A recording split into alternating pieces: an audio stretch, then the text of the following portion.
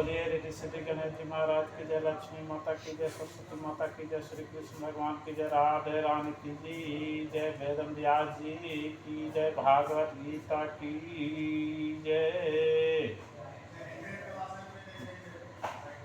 नारायण नारायण श्रीमन्नारायण नारायण नारायण हरि ओम नारायण नारायण नारायण नारायण नारायण लक्ष्मी नारायण नारायण नारायण हरि ओम नारायण नारायण नारायण नारायण नारायण भजमन नारायण नारायण नारायण हरि ओम नारायण नारायण नारायण नारायण नारायण भक्तस नारायण नारायण नारायण बद्री नारायण नारायण नारायण नारायण नारायण हरि ओम नारायण नारायण नारायण भजमन नारायण नारायण नारायण नारायण नारायण स्वामी नारायण नारायण नारायण गुरुवर नारायण नारायण नारायण नारायण नारायण जपो नारायण नारायण नारायण हरि ओम नारायण नारायण नारायण नारायण नारायण गौआ नारायण नारायण नारायण बछड़ो नारायण नारायण नारायण नारायण नारायण रघुवर नारायण नारायण नारायण हरि ओम नारायण नारायण नारायण बोलिए विष्णु भगवान की जय।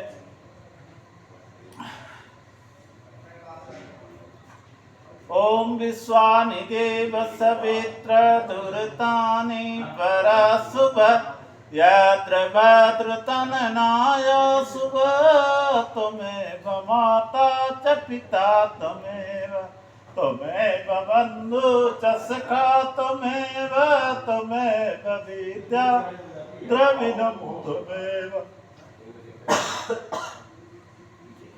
त्वमेव सर्वं मम देव देव त्वमेव सर्वं मम देव देव गुरु ब्रह्मा गुरु विष्णु गुरुदेवो महेश्वर गुरु साक्षात् ब्रह्म तस्मै श्री गुरुवे नमः शान्ताकारं भुजगेन्द्रशरणं पद्मनाभं सुरेशं विश्वाधारं गगनसदृशं मेघवर्णं शुभांगणं लक्ष्मीकान्तं कमलेन जोगिधानिगम्यं वन्दे विष्णुभवहरणं सर्वलोकैकनाथं ओम अस्तु मा सद्गम्य तम सुरमा ज्योतिर्गम्य मृत्युर्मा मृतं गम्य हरि ओम शांति ओम शांति ओम शांति। बोलिए वृंदावन बिहारी लाल की जय। जय जय श्री कृष्ण भगवान की जय। वेद व्यास जी की जय। भागवत गीता की जय।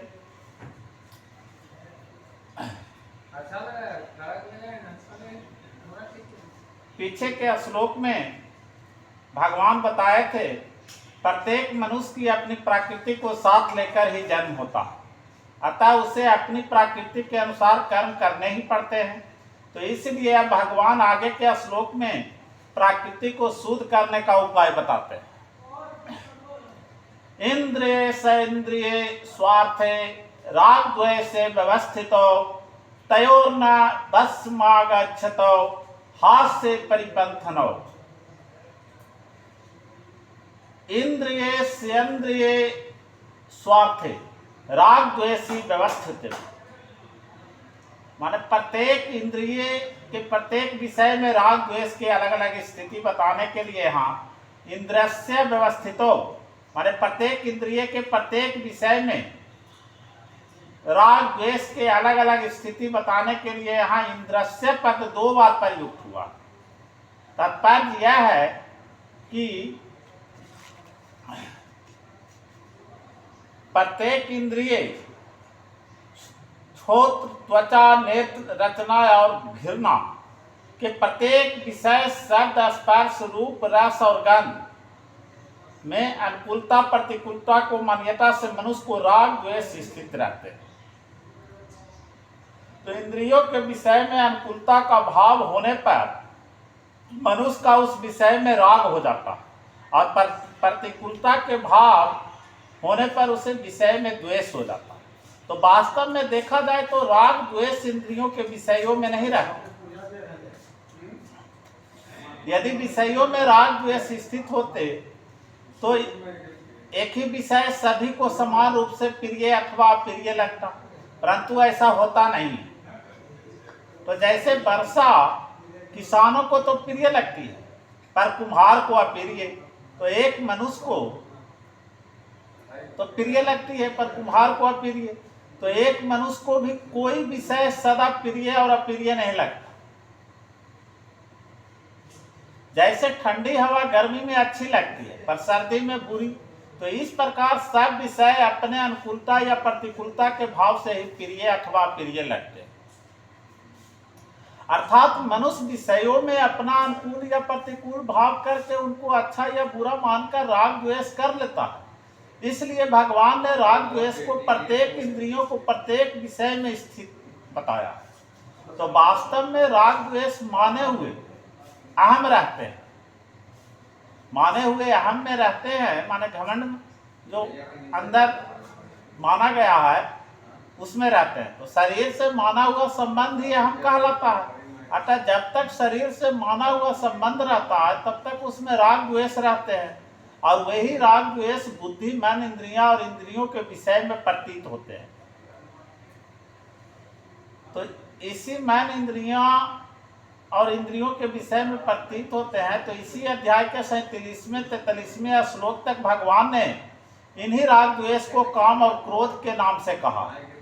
तो राग और द्वेष ही स्थूल रूप काम और क्रोध है। और 40वें श्लोक में बताया है कि यह काम इंद्रियों मन और बुद्धि में रहता है। तो विषयों के तरह इनमें काम की प्रतीति होने के कारण ही भगवान ने इनको काम का निवास स्थान बताया। जैसे विषयों में राग द्वेष के प्रति मात्र है, ऐसे ही इंद्रियां मन और बुद्धि में राग द्वेष का प्रतीति मात्र है।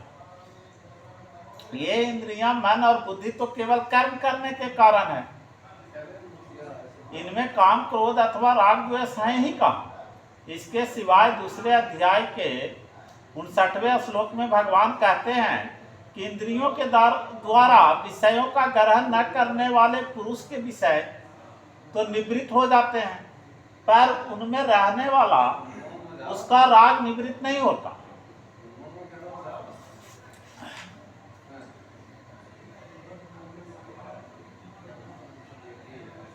पर उनमें रहने वाला उसका राग निवृत्त नहीं होता। यह राग परमात्मा का साक्षात्कार होने पर भी निवृत्त हो जाता है। तयोर्नो भस्मा गच्छते, माने इन पदों से भगवान साधक को आश्वासन देते हैं कि राग द्वेष की वृत्ति उत्पन्न होने पर उस साधन और साध से कभी निराश नहीं होना चाहिए, अपितु राग द्वेष की वृत्ति के वशीभूत होकर उसे किसी कार्य में प्रवृत्ति अथवा निवृत्त नहीं होना चाहिए। कर्मों में प्रवृत्ति या निवृत्ति शास्त्र के अनुसार ही होना चाहिए। यदि राग द्वेष को लेकर ही साधक को कर्मों में प्रवृत्ति या निवृत्ति होती है तो इसका तात्पर्य यह होता है कि साधक राग द्वेष के वश में हो गया। राग पूर्वक प्रवृत्ति या निवृत्त होने से राग पुष्ट होता और द्वेष पूर्वक प्रवृत्ति या निवृत्त होने से द्वेष पुष्ट हो जाता। तो इस प्रकार राग द्वेष पुष्ट होने के फलस्वरूप पतन ही होता है। जब साधक संसार के कार्य छोड़कर भजन में लगता है तब संसार की अनेक अच्छी और बुरी स्फुरनाएं उत्पन्न होने लगती है जिनसे वो घबरा जाता। यहाँ भगवान साधक को मानो आश्वासन देते हैं कि उसे इन स्फुरनाओं से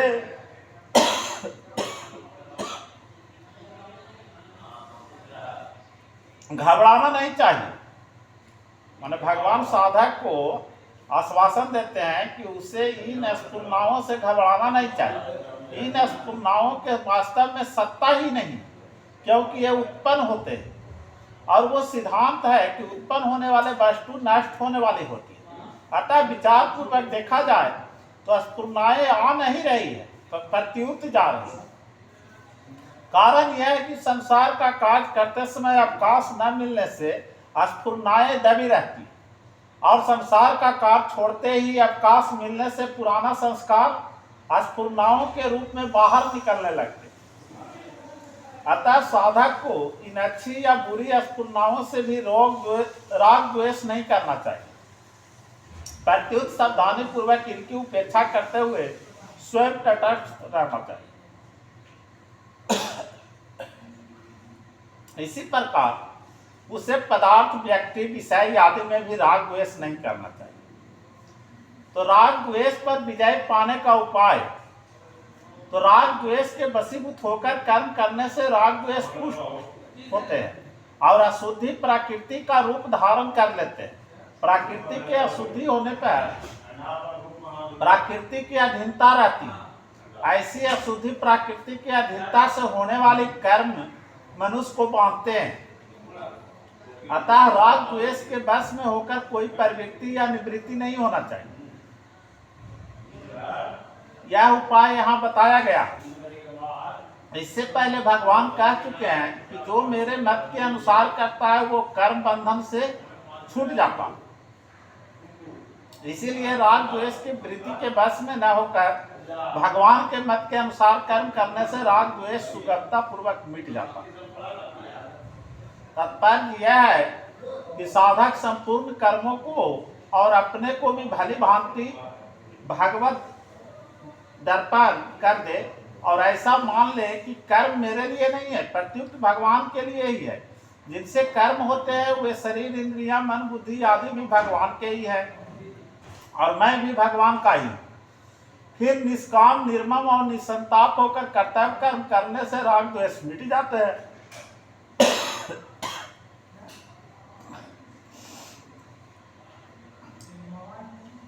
इस प्रकार भगवान के मत अर्थात सिद्धांत को सामने रखकर ही किसी कार्य में प्रवृत्ति या निवृत्त होना चाहिए।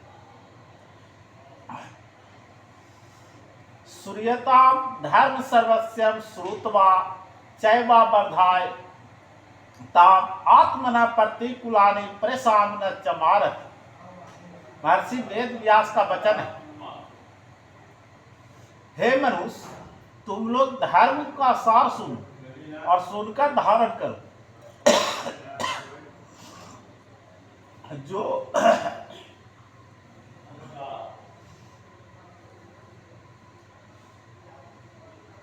जो हम अपने लिए नहीं चाहते उसको दूसरे के प्रति न करें। जीवन मुक्त महापुरुष भी शास्त्र मर्यादा को ही आदर देते। इसलिए श्राद्ध में पिंडदान करते समय पिताजी का हाथ प्रत्यक्ष दिखाई देने पर भी भीष्म पितामह ने शास्त्र के आज्ञा अनुसार कुशों पर ही पिंडदान किया। अतः साधकों को संपूर्ण कर्म शास्त्र के आज्ञा अनुसार ही करना चाहिए। राग द्वेष मिटाने के इच्छुक साधकों के लिए तो कर्म करने में शास्त्र प्रमाण की आवश्यकता रहती है, पर राग द्वेष से सर्वथा रहित महापुरुष अंतःकरण इतना शुद्ध निर्मल होता है कि उसमें स्वतः वेदों का तात्पर्य प्रकट हो जाता है, चाहे वो पढ़ा लिखा हो या न हो। तो उसके अंतःकरण में जो बात आती है वह शास्त्र अनुकूल ही होती है। राग द्वेष का सर्वथा अभाव होने के कारण उस महापुरुष द्वारा शास्त्र निश्चित क्रियाएं कभी होती ही नहीं, तो उसका स्वभाव स्वतः शास्त्र के अनुसार बन जाता है। यही कारण है कि ऐसे महापुरुष आचरण और वचन दूसरों मनुष्यों के लिए आदर्श होते हैं।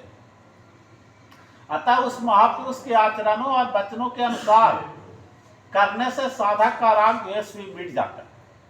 तो कुछ लोग ऐसा मानते हैं कि राग द्वेष अंतःकरण के धर्म है, अतः इनको मिटाया नहीं जा सकता, पर यह बात युक्ति संगत नहीं दिखती।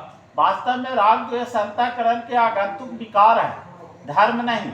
यदि ये अंतःकरण के धर्म होते तो जिस समय अंतःकरण जागृत रहता है उस समय राग द्वेष भी रहते, अर्थात इनका सदा ही प्रतीति होती है, परंतु इनकी प्रतीति सदा न होकर कभी कभी ही होती है। तो साधन करने पर राग द्वेष उत्तरोत्तर कम होते हैं, यह साधकों का अनुभव है। कम होने वाली वस्तु मिटने वाली होती है। इससे भी सिद्ध होता है कि राग द्वेष अंतःकरण के धर्म नहीं है। भगवान ने राग द्वेष को मनोगत कहा, कामं सर्वान पार्थे मनोगता, अर्थात ये मन में आने वाले हैं, सदा रहने वाला नहीं। इसके अतिरिक्त भगवान ने राग द्वेष का विकार कहा और प्रिय की प्राप्ति में चित्त को सदा सम रहने की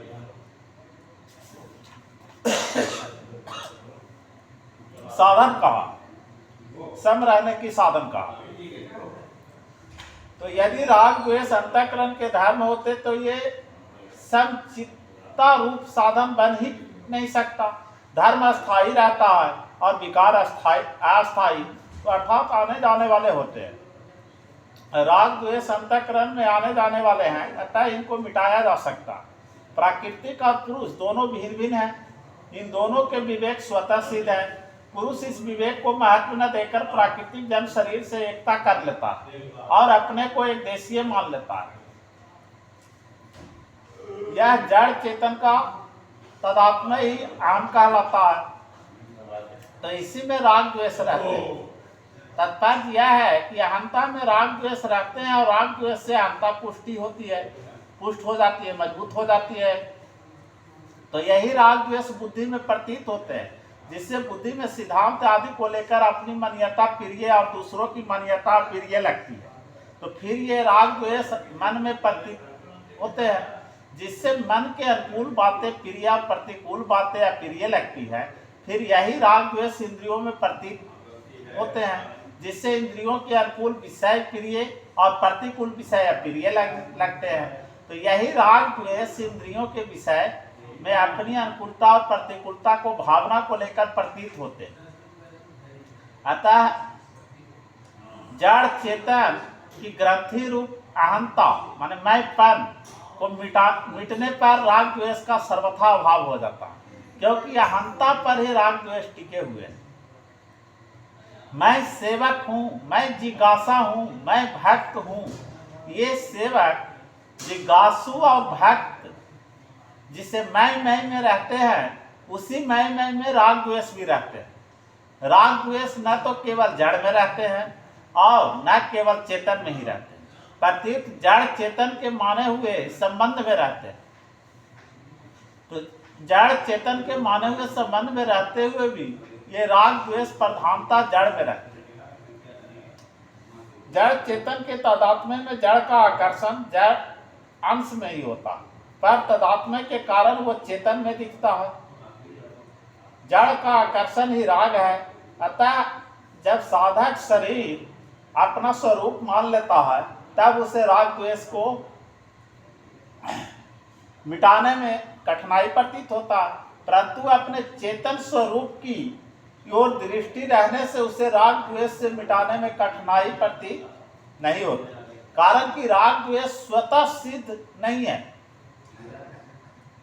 प्रत्युत जड़ के संबंध में उत्पन्न होने वाले हैं। यदि सत्संग भजन ध्यान आदि में राग हो तो संसार से द्वेष होगा, परंतु प्रेम होने पर संसार से द्वेष नहीं होगा। प्रत्युत संसार की उपेक्षा होगी। संसार के किसी एक विषय में राग होने से दूसरे विषय में द्वेष होता है, पर भगवान में प्रेम होने से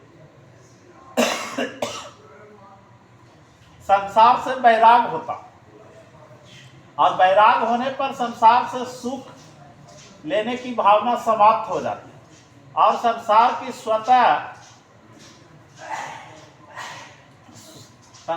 की स्वतः सेवा होती है। तो इससे शरीर इंद्रियां मन और बुद्धि के साथ हम भी स्वतः संसार की सेवा में लग जाता है। परिणाम स्वरूप शरीर आदि के साथ साथ अहम से भी संबंध विच्छेद होने पर उसमें रहने वाला राग द्वेष सर्वथा नष्ट हो जाता है। तो मनुष्य की क्रियाएं स्वभाव अथवा सिद्धांतों को लेकर होती है। केवल आध्यात्मिक उन्नति के लिए कर्म करना, सिद्धांत को लेकर कर्म करना है। तो स्वभाव दो प्रकार होता है। स्वभाव दो प्रकार के होता है, राग द्वेष रहित माने शुद्ध, और राग द्वेष युक्त जो अशुद्ध स्वभाव को मिटा तो नहीं सकते, पर उसे शुद्ध अर्थात राग द्वेष रहित अवश्य बना सकते। जैसे गंगा गंगोत्री से निकलती है और गंगोत्री जितनी ऊंचाई पर है, अगर उतना ही अथवा उससे अधिक ऊंचा बांध बनाया जाए तो गंगा के प्रवाह को रोका जा सकता है, परंतु ऐसा करना सरल कार्य नहीं है। हाँ, गंगा से नहरें निकालकर उसकी प्रवाह को बदला जा सकता है। तो इसी प्रकार स्वाभाविक कर्मों को प्रवाह को मिटा तो नहीं सकते, पर उसको बदल सकते हैं, अर्थात उसको राग द्वेष रहित बना सकते हैं। यह गीता का मार्मिक सिद्धांत है। और राग द्वेष को लेकर जो क्रियाएं होती है उनमें प्रवृत्ति और निवृत्ति उतनी बाधक नहीं है जितनी कि राग द्वेष बाधक है।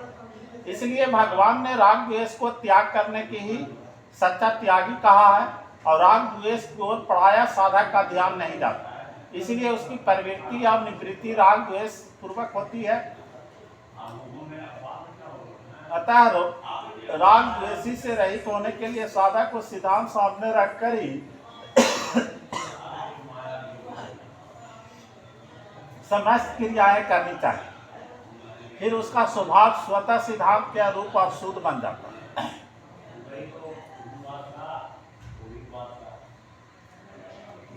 निष्काम भाव पूर्वक संसार की सेवा करना राग द्वेष को मिटाने का अचूक उपाय है। अपने पास स्थूल सूक्ष्म और कारण शरीर से लेकर माने हुए अहम तक जो कुछ है उसे संसार की ही सेवा में लगा देना, कारण कि ये सब पदार्थ तत्वतः संसार से अभिन्न है और इनको संसार से भिन्न मानना ही बंधन है।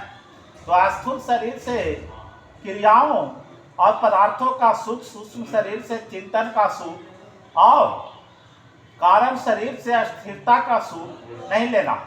वास्तव में मनुष्य शरीर अपने सुख के लिए है ही नहीं। यही तन कर फल विषय न भाई, माने दूसरी बात, जिन शरीर इंद्रियों मन बुद्धि पदार्थ आदि से सेवा होती है वे सब संसार के ही अंश। जब संसार ही अपना नहीं तो फिर उसका अंश अपने कैसे हो सकता। तो इन शरीर आदि पदार्थों का अपना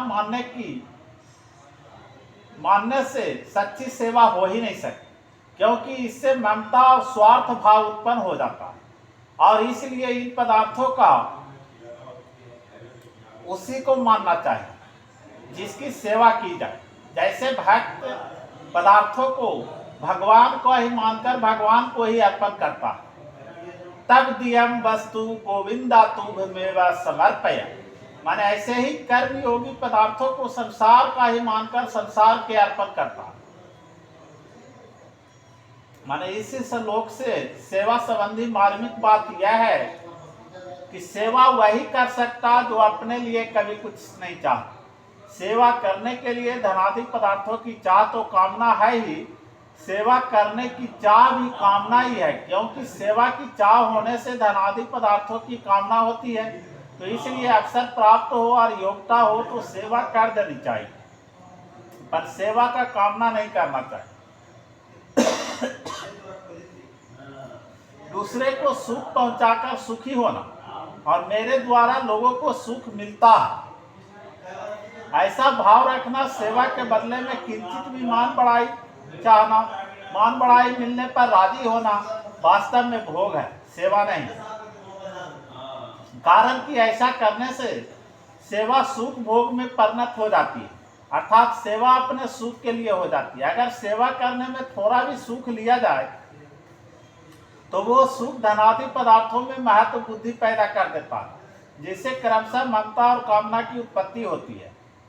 तो मैं किसी को कुछ देता हूँ ऐसा जिसका भाव है, उसे ये बात समझ में नहीं आती तथा कोई उसे आसानी से समझा भी नहीं सकता कि सेवा में लगने वाले पदार्थ उसी के जिसकी सेवा की जाती है और उसी की वस्तु उसे ही दे दी, तो फिर बदले में कुछ चाहने का हमें अधिकार ही क्या? तो उसी के धरोहर उसी को देने में एहसान कैसा? तो अपने हाथों से अपने मुख धोने पर बदले में क्या हम कुछ चाहते हैं?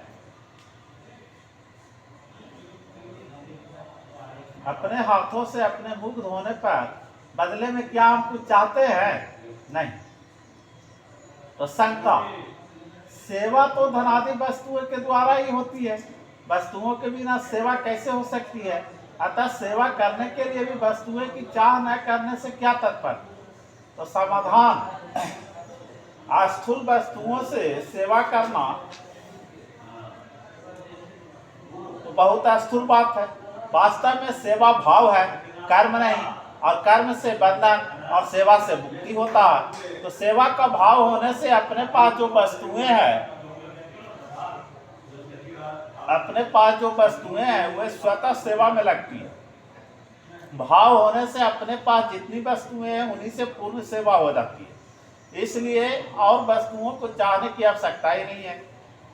वास्तविक सेवा वस्तुओं में महत्व बुद्धि न रहने से ही हो सकती है। स्थूल वस्तुओं से वही सेवा कर सकता है जिसकी वस्तुएं में महत्व बुद्धि नहीं है। वस्तुओं में महत्व बुद्धि रखते हुए सेवा करने से सेवा का अभिमान आ जाता है। जब तक अंतःकरण में वस्तुओं का महत्व रहता है तब तक सेवक में भोग बुद्धि रहती है, चाहे कोई जाने या ना जाने। वास्तव में सेवा भाव से होती है और वस्तुओं से नहीं। अब वस्तुओं से कर्म होते हैं, सेवा नहीं। अतः वस्तुओं को दे देना भी सेवा नहीं है। वस्तुएं तो दुकानदार भी देता है, पर साथ में लेने का भाव रहने से उसे पूर्ण नहीं होता। ऐसे ही प्रजा राजा को कर रूप से धन देती है, पर वो दान नहीं होता। किसी को जल पिलाने पर मैंने उसे जल पिलाया तभी वो सुखी हुआ, ऐसा भाव का रहना दुकानदारी ही है। तो हम मान बढ़ाई नहीं चाहते, पर जल पिलाने से पूर्ण होगा अथवा दान करने से पूर्ण होगा, ऐसा भाव रहने पर भी फल के साथ संबंध होने के कारण अंतःकरण में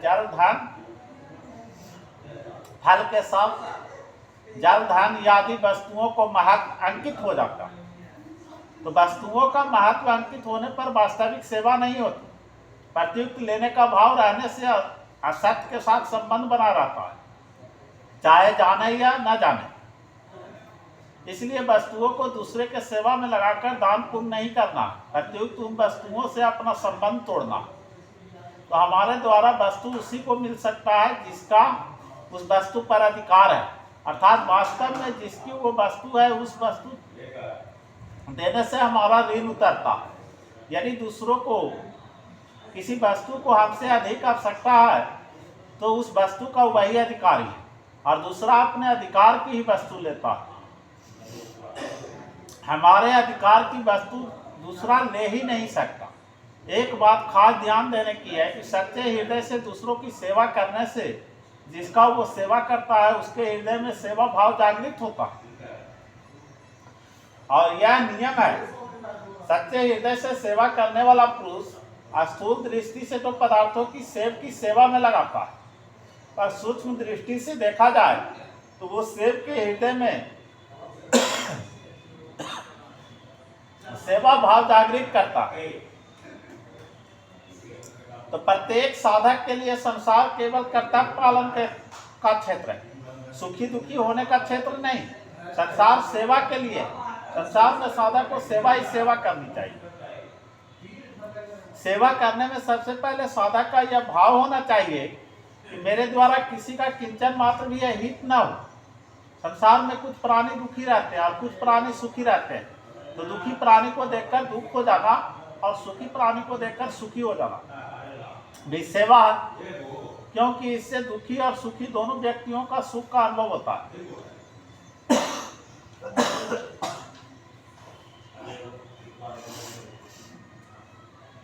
अनुभव होता है।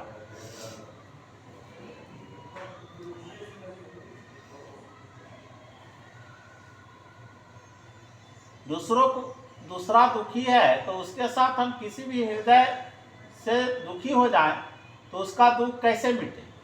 उससे प्रेम पूर्वक बात करें और सुने, उससे कहे कि प्रतिकूल परिस्थिति आने पर घबराना नहीं चाहिए। ऐसी परिस्थिति तो भगवान राम एवं राजा नल हरिश्चंद्र आदि अनेक बड़े बड़े पुरुषों पर भी आई है। आजकल तो अनेक लोग तुम्हारे से भी ज्यादा दुखी हैं।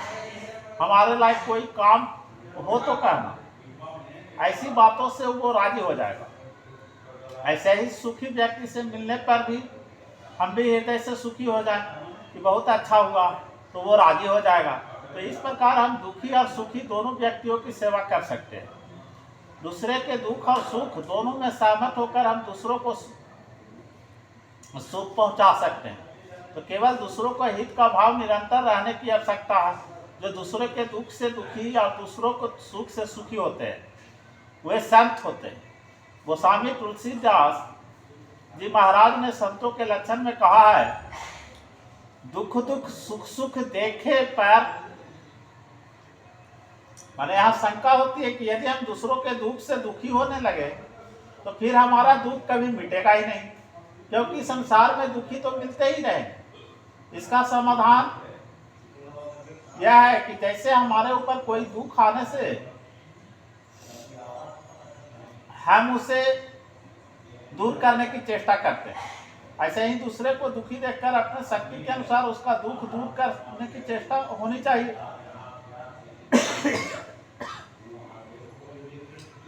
ऐसे ही तो उसका दुख दूर करने के लिए सच्ची भावना होना चाहिए।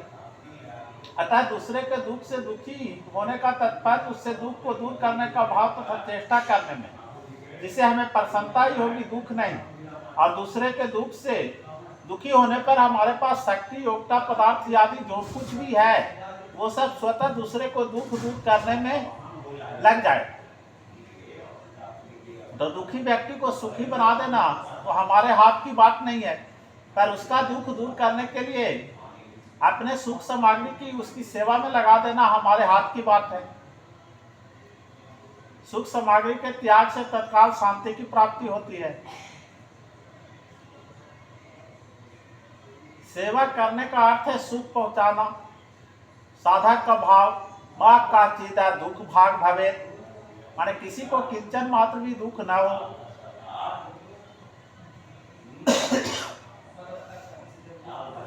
तो साधक का सेवा भाव होने से वो सभी को सुख पहुंचाता, अर्थात सभी को सेवा करता। साधक भले ही सबको सुखी न हो कर सके, पर वो ऐसा भाव तो बना ही सकता है, और भाव बनाने में सब स्वतंत्र है, कोई पराधीन नहीं है। इसलिए सेवा भाव का ही आवश्यकता है। क्रियाएं और पदार्थ चाहे जितने ही तो सीमित ही होते हैं। सीमित क्रियाएं और पदार्थों से सेवा भी सीमित ही होती है, पर सीमित सेवा में असीमित तत्व की प्राप्ति कैसे होती है? परंतु भाव असीम होता है। असीम भाव से सेवा भी असीम होती है, और असीम सेवा से असीम तत्व की प्राप्ति होती है। इसलिए सेवा भाव वाले व्यक्ति की क्रियाएं और पदार्थ कम होने पर भी उसकी सेवा कम नहीं समझनी चाहिए, क्योंकि उसका भाव असीम होता। साधक के कर्तव्य पालन क्षेत्र में सीमित होता, तथापि जिसमें जिनसे उसका व्यवहार होता है उनमें वो सुखी को देखकर सुखी और दुखी को देखकर दुखी होते हैं। तो सच्चे सेवक की वृत्ति नाशवान वस्तुओं पर जाते ही नहीं, क्योंकि उसके अंतःकरण में वस्तुओं का महत्व नहीं होता। अंतःकरण में वस्तुओं का महत्व होने पर ही वस्तुएं व्यक्तिगत प्रतीत होती है। साधक को चाहिए कि पहले से ही ऐसा मान ले कि वस्तुएं मेरी नहीं है और मेरे लिए भी नहीं है, तो वस्तुओं को अपनी और अपने लिए मानने से भोग ही होता, सेवा नहीं। तो इस प्रकार वस्तुओं को अपनी और अपने लिए न मानकर सेव के ही मानते हुए सेवा में लगा देने से राग द्वेष सुगमता पूर्वक मिट जाते हैं।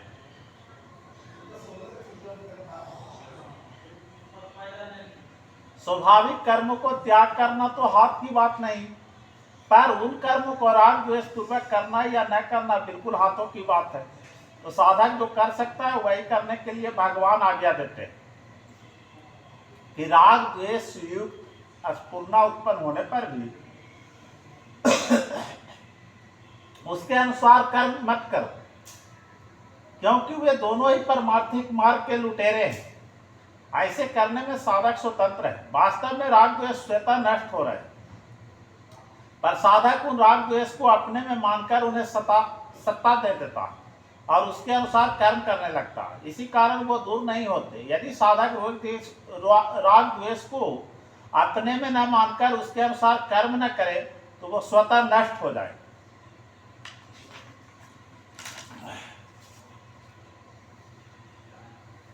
परिशिष्ट भाव यह है कि सुख दुख के कारण दूसरे को मानने से राग द्वेष होते हैं। अर्थात जिसको सुख देने वाले मानते हैं उसमें राग हो जाता है और जिसको दुख देने वाले मानते हैं उसमें द्वेष हो जाता है।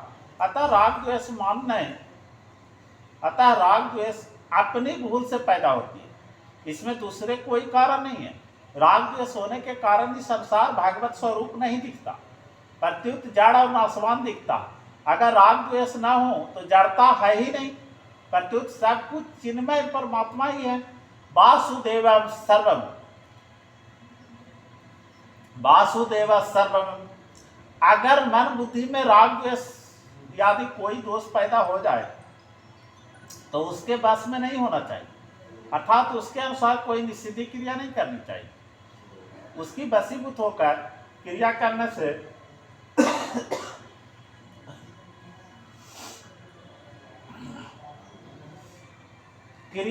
वो दोष दृढ़ हो जाता, परंतु उसके वशीभूत होकर क्रिया न करने से कोई उत्साह पैदा हो। जैसे किसी ने हमारे से कड़वी बात कह दी, पर हम क्रोध नहीं आया तो माननी चाहिए।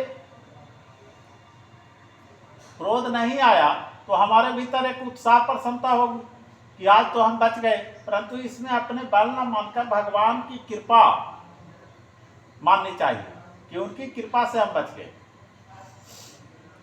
नहीं तो इसके वशीभूत हो जाते।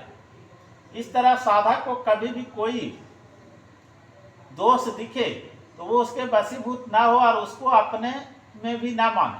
अगर राग द्वेष अपने में होते तो जब तक अपनी सत्ता रहती तब तक राग द्वेष भी रहते, परंतु यह सबका अनुभव है कि हम तो निरंतर रहते हैं, पर राग द्वेष निरंतर नहीं रहते, प्रत्युत आते जाते हैं। सत्ता रूप स्वयं में राग द्वेष आ ही नहीं सकते,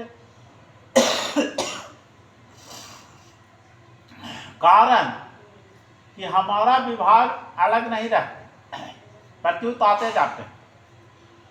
तो सत्ता रूप स्वयं में राग द्वेष आ ही नहीं सकते, कारण कि हमारा विभाग अलग है और राग द्वेष का विभाग अलग है। जिसको राग द्वेष के आने जाने की ज्ञान होता है वो राग द्वेष से अलग होता है। अतः राग द्वेष हमारे से भी अलग और जिनमें ये प्रतीत होते हैं उन मन बुद्धि आदि से भी अलग है। मनोगता तो इंद्रास्यार्थो राग द्वेषो व्यवस्थितो। पद का तात्पर्य है कि अनुकूलता प्रतिकूलता दोनों में राग न करें, प्रत्युक्त उनका सदुपयोग करें, अर्थात अनुकूलता में दूसरों की सेवा करें और प्रतिकूलता में अनुकूलता की इच्छा को त्याग करें। तयोर न बस मां गच्छते।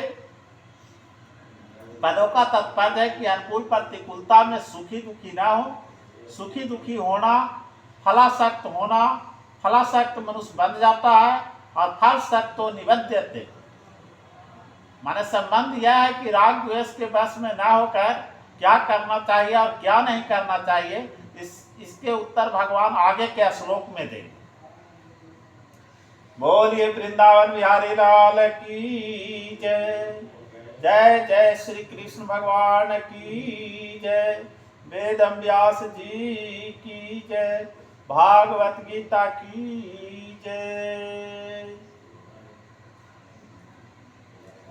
श्री कृष्ण गोविंद हरे मुरारी, हे नाथ नारायण वासुदेव।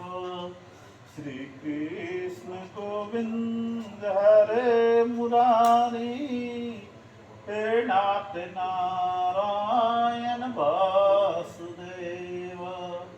हे नाथ नारायण वासुदेव।